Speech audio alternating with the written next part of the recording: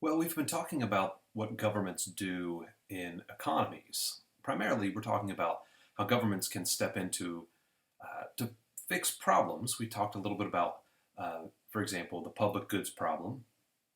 And if people want things that aren't being provided, but those things have uh, two particular characteristics, specifically that they're non-excludable and they're non-rival in consumption, then maybe government would step in and provide those goods because otherwise they're going to be provided in very small amounts, much smaller than what society would prefer.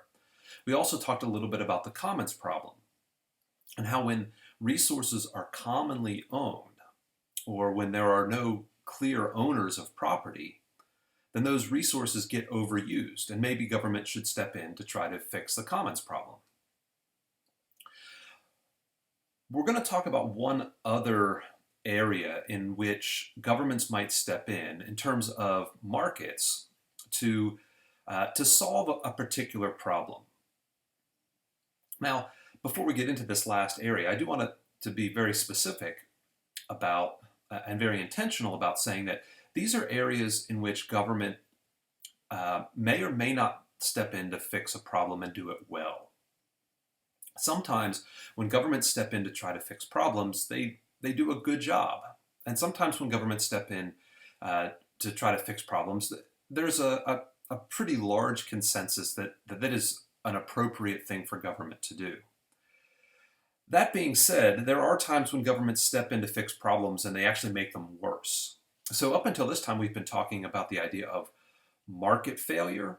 Well, that happens when markets don't yield the optimal outcome from society's point of view. But sometimes governments step in and make the problem worse from society's point of view. Sometimes, like when we were talking about minimum wages, governments step in to fix a perceived market failure, and the potential is that it could create more unemployment because they drive the price above equilibrium. The market failure is something that we want to fix. A government failure occurs when government steps in to fix the problem and they make it worse. So I do want to, before we get to this last area in which governments often step in to try to fix problems, I do want to make it clear that just because government's stepping in to try to fix a problem doesn't mean that they actually do a good job at it. Sometimes governments fail at trying to fix market problems. So we do want to advocate for government interaction in the market very carefully, because if government action makes things worse than it would have otherwise been, then the policy essentially is a failure. And we will be talking more about specific policies as it relates to taxes and monetary policy when we get into macro. But for now, we're talking about government intervention in markets, and that brings us to our last area of intervention, and it is in something that we call an externality. So before I explain what externalities are, let me show you a picture of what an externality might look like. Oh, 5 years ago, I had a heart attack. I dropped right in the middle of my backswing. It turned out it was the best round of my life because after 13 hours of surgery and a triple bypass, I found something 40 years in the Army never taught me. Perspective. The world owes the Avengers an unpayable debt. You have fought for us, protected us, risked your lives. But while a great many people see you as heroes, there are some who would prefer the word vigilantes. And what word would you use, Mr. Secretary? How about dangerous? What would you call a group of US-based, enhanced individuals who routinely ignore sovereign borders and inflict their will wherever they choose, and who, frankly, seem unconcerned about what they leave behind?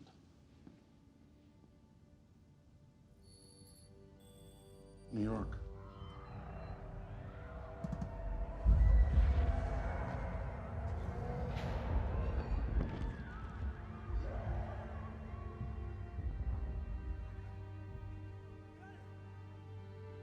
Washington, D.C.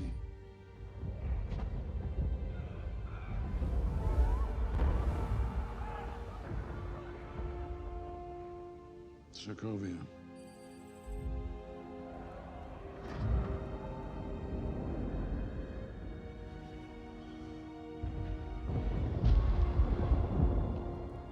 Lagos.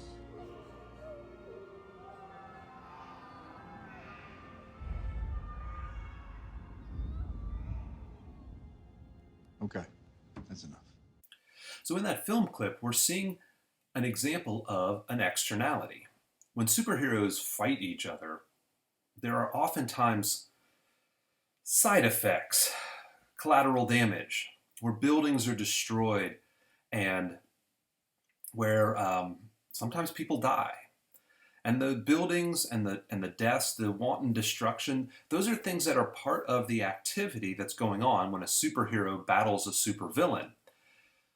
The side effect, the people who are minding their own business on their way to work, or who are out at a market somewhere when a superhero battle kind of gets started, those are people who are experiencing externalities. An externality is oftentimes a bad thing, like these examples. Maybe you recognize this picture. This is right outside of the library on campus, and I wonder if you notice the externality here.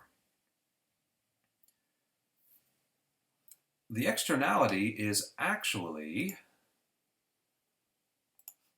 right here. It's this mask that someone has just cast off, thrown away, and it ends up as trash, as garbage, as litter, along an otherwise quite clean walkway. Or maybe you notice the externality here. This is downtown Pittsburgh in the late 1940s or early 1950s.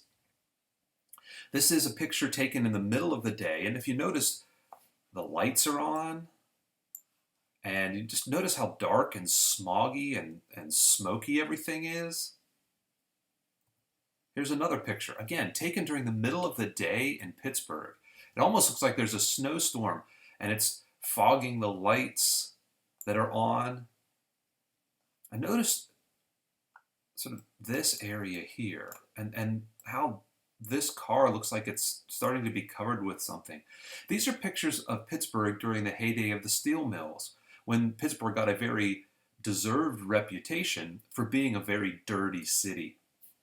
The reason the lights were on was because, due to the pollution emanating from the steel mills, in order to see anything, you had to turn the street lights on, because the soot and the particulate matter was so thick and dense that it made seeing as you're driving down the road very difficult. These are examples of externalities. In this case, these are negative externalities, or bad things. So what exactly is an externality? Well, an externality is a cost or a benefit from market activity that falls on an unrelated third party. That's what an externality is. If it's a bad thing, if it's a cost, then we call it a negative externality. And if it's a good thing, a benefit, then we call it a positive externality. So there are two kinds of externalities, positive and negative. To understand what's going on here and why this is looked on as a market failure, we need to know a little bit more about the types of costs we're dealing with and the type of benefits we're dealing with. So when we're dealing with a negative externality, we're focusing on costs imposed upon third parties. So in that superhero clip, The negative, or the third parties, are the people who are just going to work in the morning when a superhero event breaks out. In Pittsburgh, it's the person who is just trying to get to the grocery store and they have to deal with all this pollution. In the illustration on campus, it's someone who's just walking into trying to get into the library, and they have to deal with the kind of the unpleasantness of having that discarded mask just laying there on the ground. Now, it's not going to hurt them, of course, but you look at it and it's like, that's a cost to me. It just makes my walk onto campus less pleasurable to see the trash there. So, negative externalities are costs imposed upon third parties. But those costs can be broken down, and it's distinguishing between these two different costs, where we can really get a feel for the role of government in the marketplace and dealing with externalities is when we have to distinguish between two different types of costs that show up in the externality world. So those two types of costs are, first of all, the internal costs.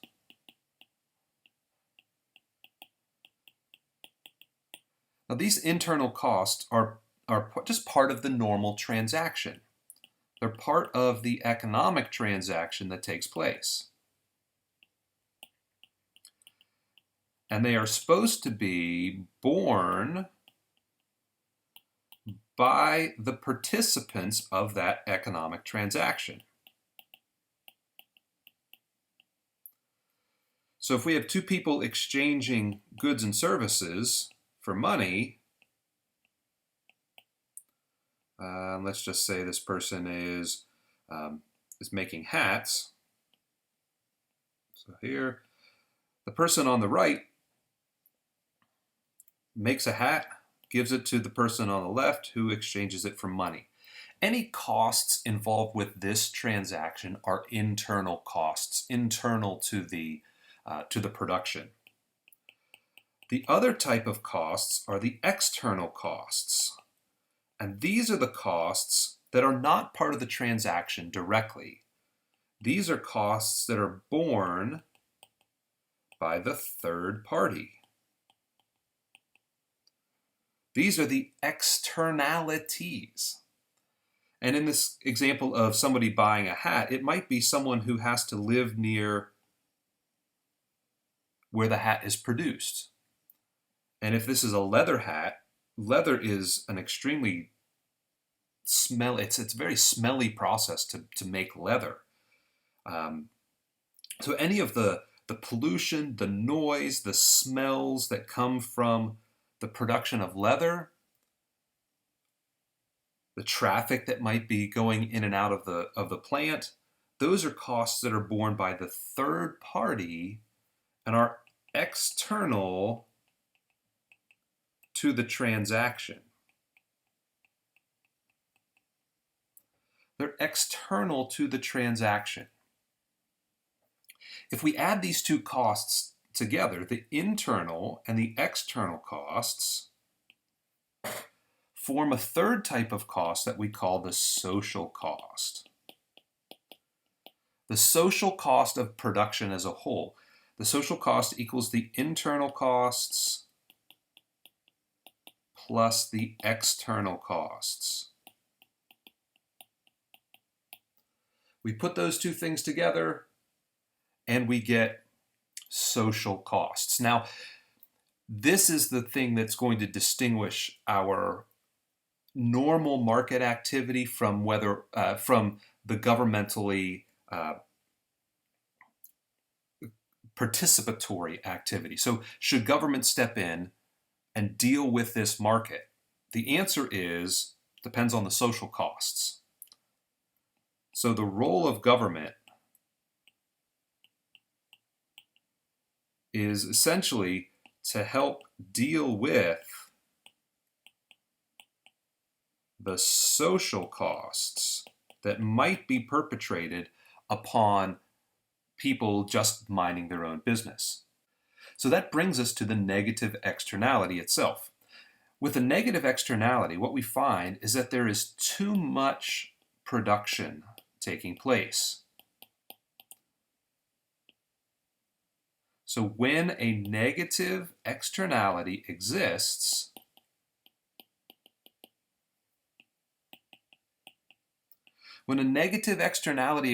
there's too much production because the external costs are not covered by the economic transaction. In other words, the people who create the costs don't pay for them. And so those costs are pushed onto society or onto the third parties and away from the producers. And when that happens, it acts like a supply shifter so that there's more of the product supplied because the full cost of production is not being paid. So let's think about cars. If we think about cars in the context of demand and supply, our analysis would be something like this. There would be a demand curve, there would be a supply curve, and where the two lines cross, there would be an equilibrium. And this would tell us how many cars are demanded, how many cars are produced, based on the context of just the normal market operations. But if we were to think about this with externalities in mind, we could look at this as a trade-off between producers and consumers. But the supply curve is going to be referencing the internal costs of production, because in the normal demand and supply world, suppliers are only concerned with actually how much does it cost me to make a car, to get this, to buy the steel, to buy the computer chips, to buy the exhaust systems, to buy the tires. So the producers are only concerned about the internal costs, and the buyers are really concerned about what's the price I have to pay to get a car. With externalities, though, there's something else to consider. The external costs, the cost of pollution. So the external costs aren't part of this calculation. So we'll just consider those to be pollution. If the producers of the cars had to also consider the costs of pollution, not just what it costs to produce a car, but also how does this affect the environment? Or you can even think about external costs in terms of traffic and the noise and the congestion and the headaches that come with traffic. The more cars we make, the more traffic there's likely to be. The more cars we produce, the more pollution there will be. And that traffic and that pollution have an impact on the third parties.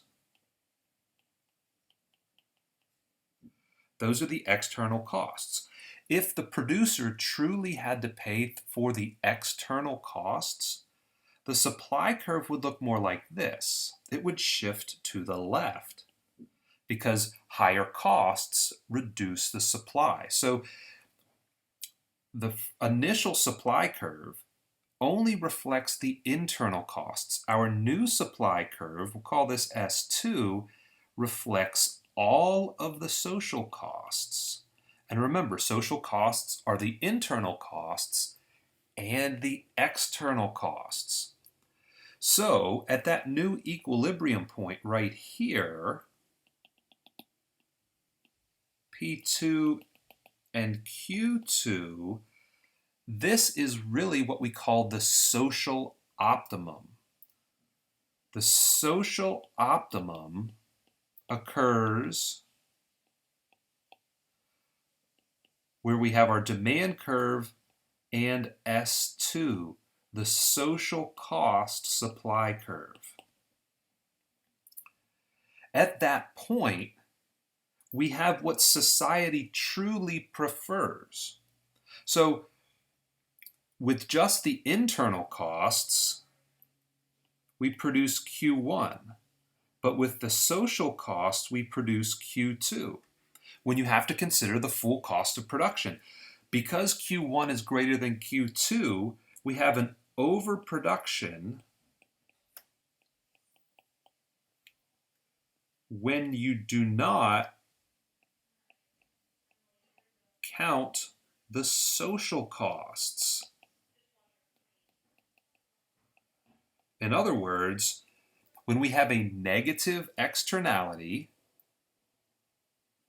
we produce, or society experiences more production than they really would like to have. Supply should shift to the left.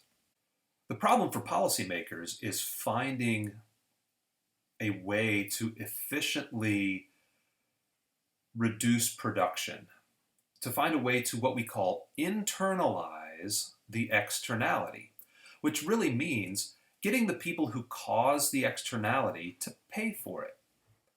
How do we do that efficiently? There are lots of different things we could do, lots of different ways policies could be written to reduce production, but we want to make sure that it's done in a way that's not going to discourage production altogether, because clearly, based on that graph, society doesn't want the production of cars to be eliminated entirely. There is still an equilibrium quantity that's greater than zero. But the equilibrium quantity from society's perspective is smaller than it is when we just consider the private or internal costs. So what do? How do we fix this problem? How do we internalize the externality? Well, before I give you a list of things, let's go back to that clip from the Avengers movie to see what their solution is. Okay, that's enough. For the past 4 years, you've operated with unlimited power and no supervision. That's an arrangement the governments of the world can no longer tolerate. But I think we have a solution. The Sokovia Accords, approved by 117 countries, it states that the Avengers shall no longer be a private organization. Instead, they'll operate under the supervision of a United Nations panel only when and if that panel deems it necessary. The Avengers were formed to make the world a safer place. I feel we've done that. Tell me, Captain, do you know where Thor and Banner are right now? If I misplaced a couple of 30 megaton nukes, you can bet there'd be consequences. Compromise, reassurance. That's how the world works. Believe me, this is the middle ground. So, there are contingencies.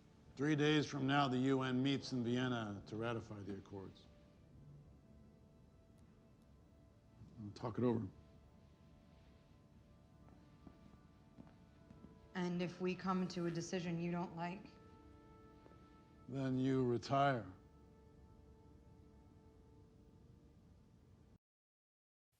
So for the Avengers, who have been perpetrating negative externalities on society, the solution is to essentially bring them under the control of a regulatory body, the United Nations in this case. That's how the externality would become internalized. It imposes costs on the cause of the externality. So for the Avengers, at least, the idea is we will regulate your behavior. We will make it more costly. You can't just jump in to try to save people whenever and however you want to do it. There will be costs. And that's certainly one way to impose or to internalize externalities. But most of the time, we're not dealing with superheroes. So how do we internalize externalities? How do we internalize things like pollution? How do we internalize things like traffic congestion? Well, one of the tools that are used, one of the tools that is used, are taxes. We tax behavior that we deem to be unsavory or unpleasant. Behavior like this. So here we have a company of some sort dumping polluted water into a body of water. When that is found out, they get taxed or fined. There are monetary consequences to these kinds of behaviors. And so that's a very straightforward way of imposing costs on the cause of the externality. We also do things like regulate behavior. There are codes that are put in place for when you can, say, engage in construction. There are times where construction is not allowed simply because it would impose too many harms on a population. So you can't start road construction or building construction in some places before, say, 8 o'clock in the morning. There are fines and fees that are levied for behaviors. There are traffic congestion fees.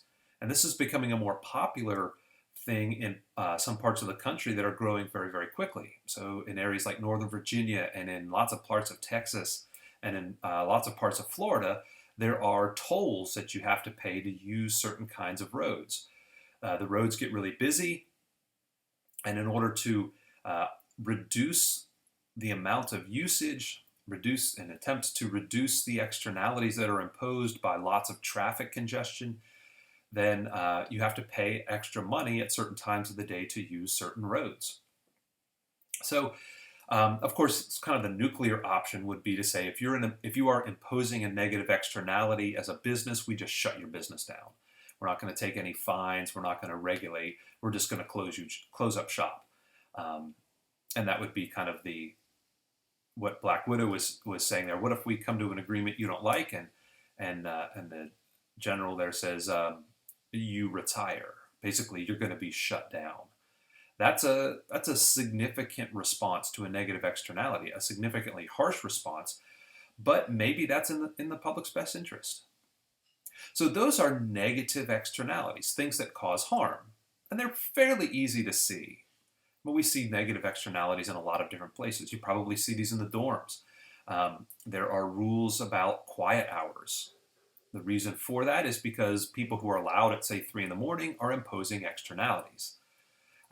Sometimes externalities can be as simple as somebody who wears too much perfume and you get in an elevator with them and it's choking you to death. Or somebody who wears a really ugly tie. And it's kind of harsh to look at, but you say, so what? I'm not sure that I want to pay you to change your clothes, but it is still a cost on me.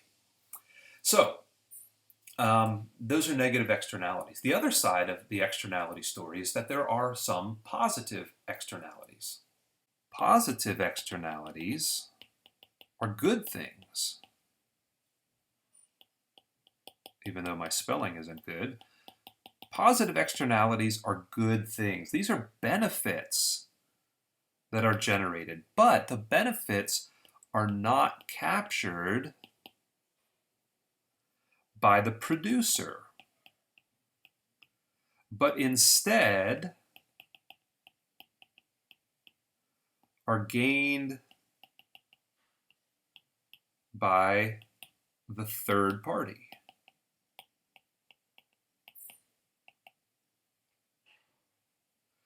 Positive externalities are benefits that are not captured by the people who produce them. As a result of that, the producers tend to underproduce things, goods or services that generate positive externalities. Because they don't capture the benefits, they may believe that people don't want the things that they're producing, at least as much of the things that they are producing. And so they don't produce as much of them. And there are lots of illustrations of this.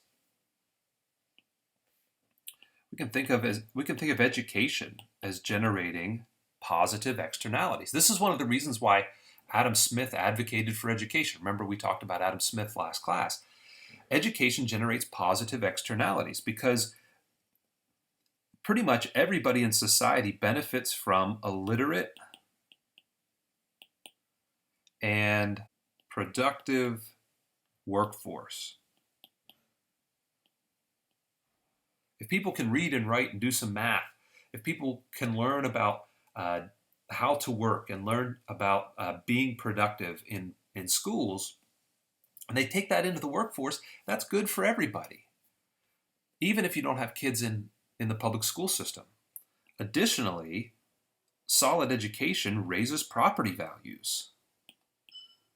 So if you have a good school system, even if you don't have kids in school, you're gaining a benefit because your property is worth more. That's an illustration of a positive externality, or the arts generally. Just a nicer, more cultured community has spillover effects, have positive benefits to society. And, of course, vaccinations.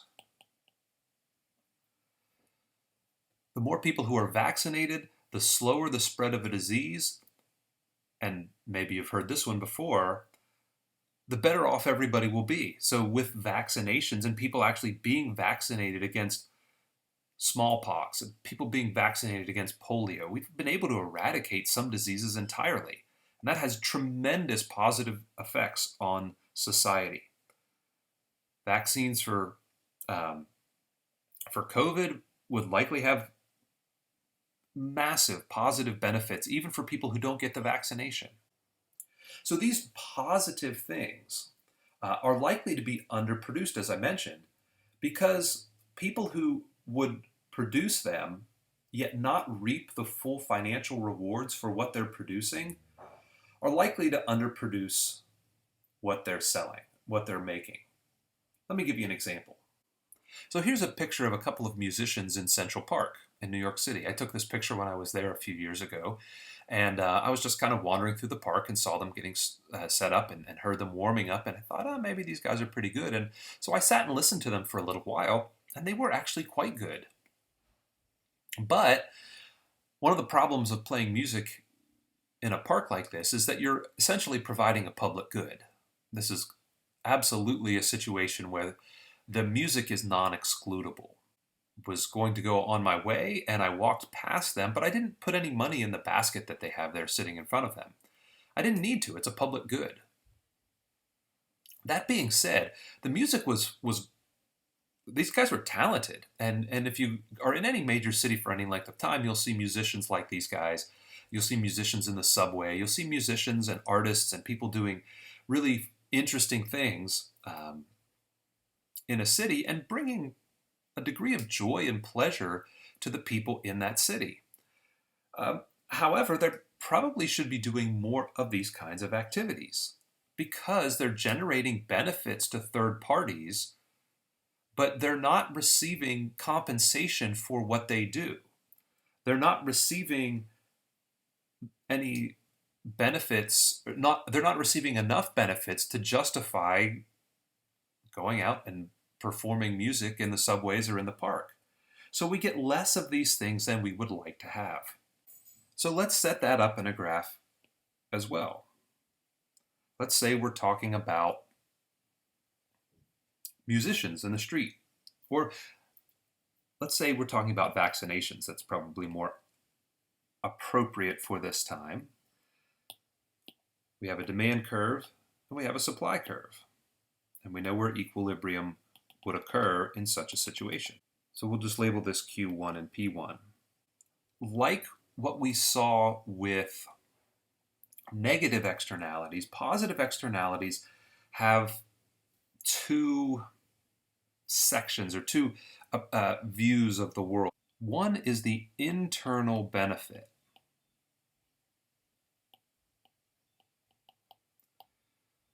The internal benefit are the benefits that are generated to the purchasers of goods in this market through the market trade. So these are benefits that accrue to the market participants.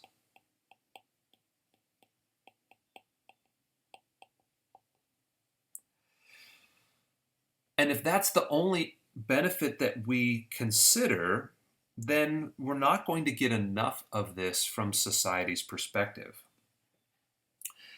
External benefits are the benefits that are partly internal, but also include the positive externality.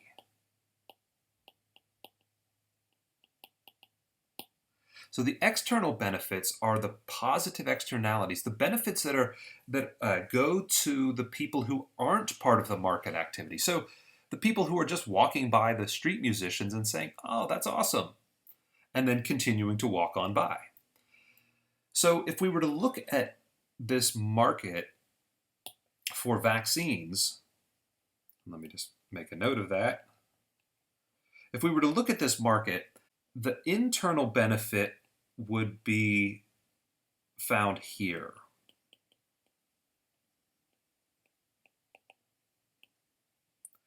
On the demand curve. So people demand a product because they expect to receive a benefit from it.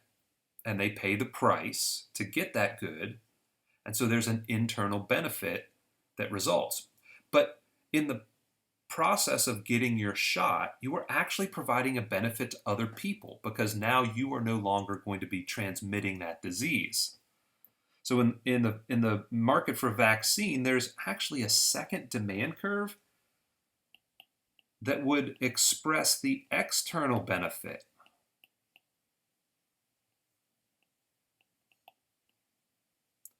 So really what we're looking at with this external benefit curve, this is really the social benefit. This is what society gets out of this transaction. So you go and get a flu shot, you pay for it.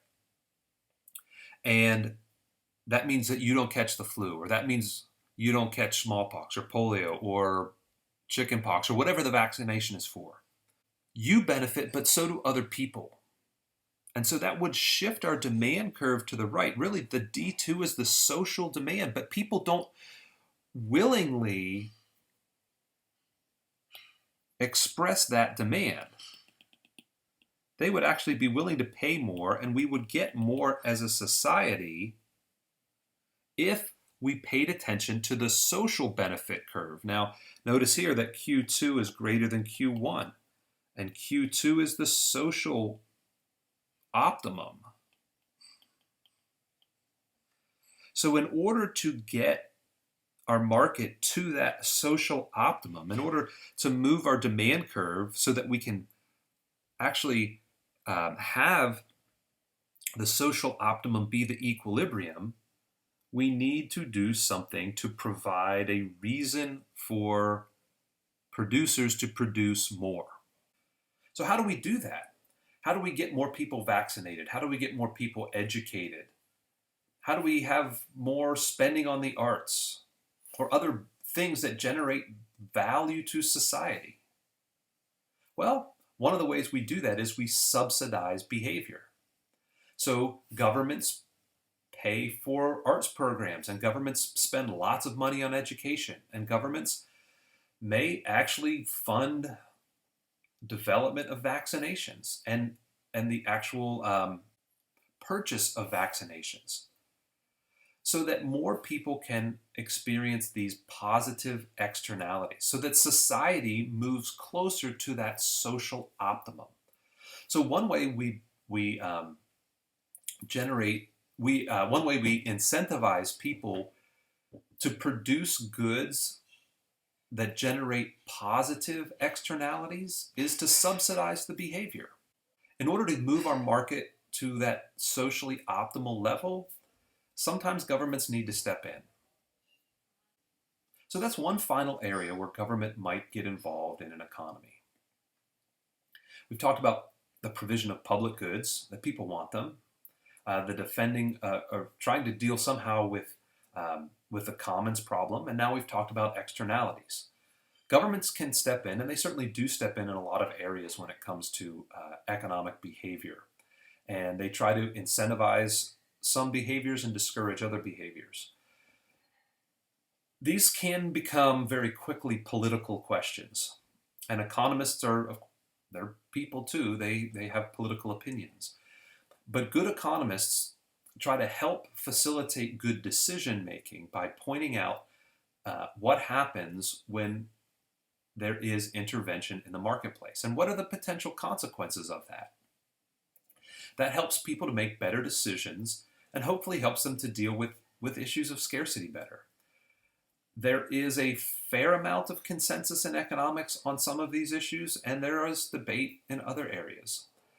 But as economists, we need to understand, we need to help people understand how messing around with a market can lead to unintended consequences. So that's really the context of what we've been discussing here. And arguments can be made using good economic logic for different political perspectives. But to understand those perspectives and to not be, for lack of a better word, tricked when people advocate for certain positions, it's really important that as citizens we understand the impact that policy decisions have on the functioning of the market.